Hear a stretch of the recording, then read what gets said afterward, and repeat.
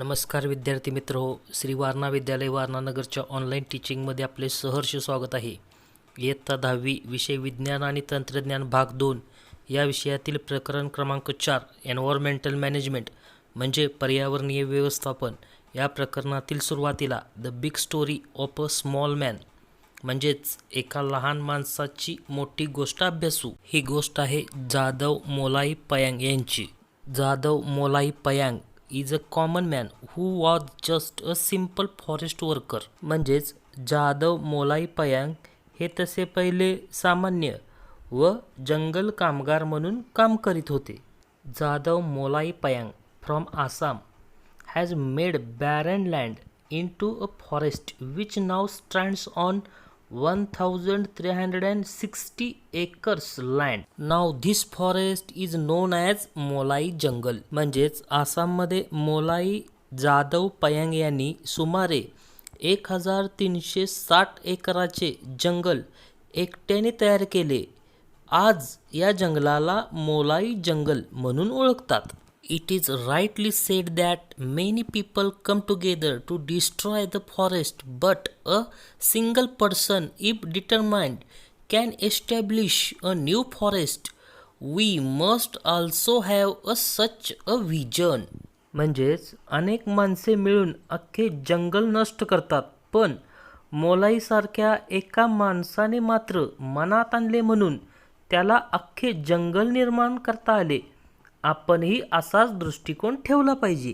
तर आता environmental conservation and biodiversity म्हणजेच पर्यावरण संवर्धन आणि जैवविविधता या मुद्द्याचा अभ्यास करू. Most harmful effect of the environmental pollution occurs on the living organisms. म्हणजेच पर्यावरणीय प्रदूषणाचा सर्वात घातक परिणाम हा सजीवावर होत आहे. Living world had a rich biodiversity.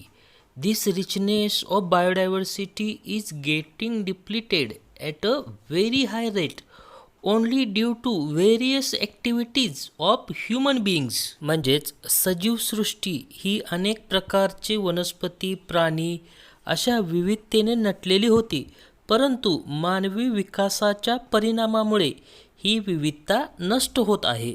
Biodiversity म्हणजेच जैवविविधता म्हणजे काय? The richness of living organisms in nature due to presence of varieties of organisms ecosystems and genetic variations is called biodiversity. म्हणजेच निसर्गामध्ये आढळणाऱ्या एका जातीच्या सजीवामधील अनुवांशिक फरक, सजीवांच्या जातीचे अनेक प्रकार आणि विविध प्रकारच्या परिसंस्था या सर्वांमुळे त्या भागातील निसर्गाला जी सजीव सृष्टीची समृद्धी लाभते त्याला जैवविविधता म्हणतात. Biodiversity occurs at following 3 different levels. म्हणजेच जैवविविधता ही पुढील 3 पातळ्यावर दिसते. पहिली पातळी आहे जेनेटिक डायव्हर्सिटी म्हणजेच अनुवांशिक विविधता. Diversity among the organisms of same species.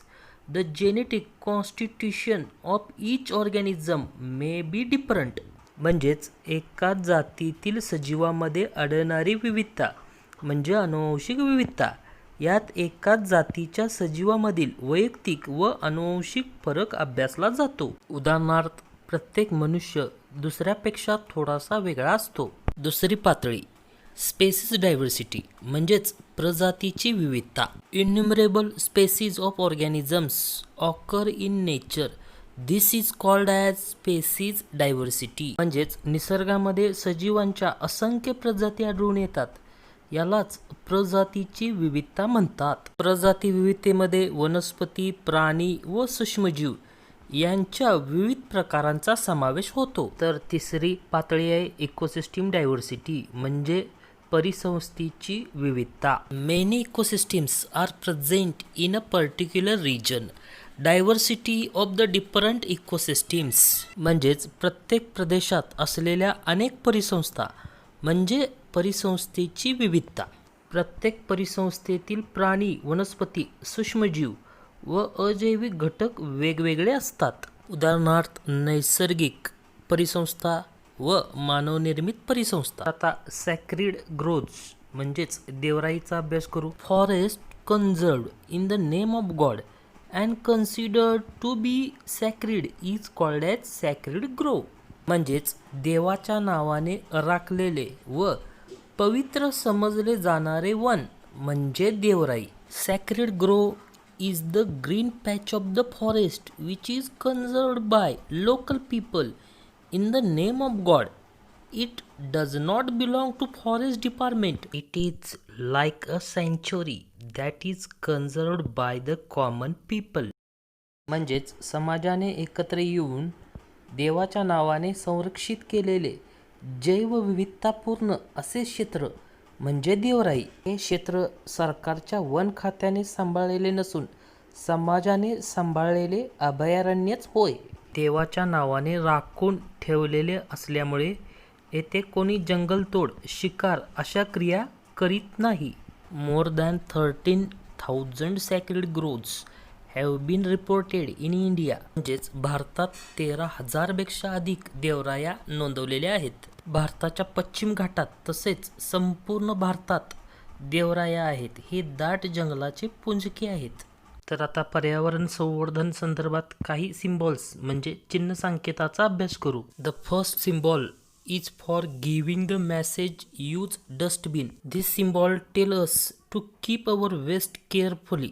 Waste if managed properly can be a wealth. पहिलं चिन्ह हे कचरा कचराकुंडीत टाका हे दर्शवतं. या चिन्हाचा संदेश असा आहे की आपला कचरा व्यवस्थित हाताळा, इकडे तिकडे कचरा फेकू नका. कचरा ही संपत्ती ठरू शकते, आपण त्याचे व्यवस्थापन नीट आणि जबाबदारीपूर्वक करावे. Second symbol tell us to save electricity. If electricity is carefully used we can save our national resources. दुसऱ्या सांकेतिक चिन्हाचा संदेश असा आहे की विजेचा वापर काटकसरीने करा, त्यामुळे नैसर्गिक साधनसंपदा आपण वाचवू शकतो. The third symbol is for giving the message use of bicycle means use of green energy. By riding on a bicycle we save on fuel and use own muscular energy. तिसरं सांकेतिक चिन्ह हरित ऊर्जेचा वापर करा, दुचाकी वापरा, इंधन वाचवा हे संदेश देतं. The fourth symbol gives the message about save water. Sustainable use of water is necessary for our future. चौथं सांकेतिक चिन्ह हे पाणी वाचवा, पाण्याचा वापर काळजीपूर्वक करा हे दर्शवतं. The fifth symbol is for giving the message reduce, reuse and recycle. This is important mantra for the utilization of natural resources. पाचवं सांकेतिक चिन्ह हे कपात, पुनर्वापर व पुनर्चक्रीकरण या प्रक्रिया दाखवते. नैसर्गिक साधनसंपदेचा अपव्यय टाळावा हे या चिन्हातून समजते. The last symbol is for giving the message the use of solar energy. म्हणजेच शेवटचं चिन्ह हे सौर ऊर्जेचा कास धरा हा संदेश या चिन्हातून मिळतो. तर आजचा अभ्यास write the short note on sacred groves म्हणजेच टिप लिहा देवराई. Second question what do the following symbol indicate. दुसरा प्रश्न पुढील चिन्ह संकेत काय सांगतात. या प्रश्नांचे उत्तर वहीमध्ये लिहा. धन्यवाद.